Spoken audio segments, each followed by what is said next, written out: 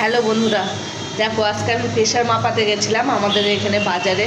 খুব শরীর খারাপ, উঠতে পারছি না, মাথা গা ঘোরাচ্ছে। তো বাজারের কাছে ডাক্তারের চেম্বার, তো ওইখানে গেলাম। যাওয়ার পরে দেখছি বাজারে একটা বড় কালবাউস ছিল 1.5 কেজি ওজনের। তো কালবাউস মাছটা নিয়েছি, দেখো এই যে কত বড় মাথাটা, অনেক বড়। তো এটা তরকারি করব, আর এই বাদ বাকি মাছটা রেখে দেবো।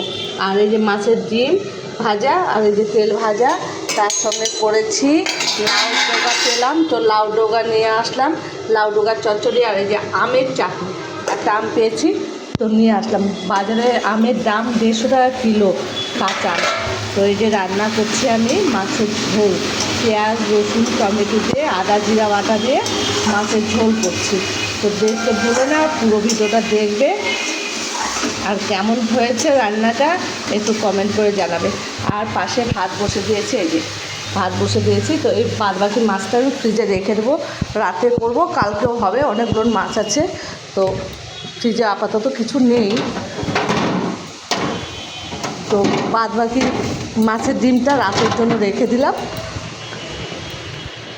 আর একটু ডিম ভাজলাম, অর্ধেকটা রেখে দিলাম। তো মাছের ঝোলটা হচ্ছে।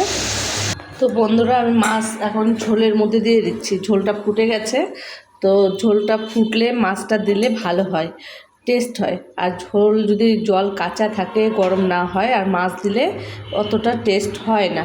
তো আমি এখন মাছটা দিয়ে দিলাম, একদম এত ঝোল রাখবো না, শুকিয়ে দেবো। তো ফুটুক ঝোলটা ভালো করে। এবার আমি একটু ঢেকে দিই, দেখো ঢেকে দিলাম। বন্ধুরা, আমার রান্না হয়ে গেল, এই যে ঝোল কমপ্লিট। এখন ঝোলটা ঢেলে নিই, হয়ে গেল। কত সুন্দর হয়েছে, দারুণ সেন্ট বেরিয়েছে। হয়ে গেল তরকারি, এখন ঢেকে দিই।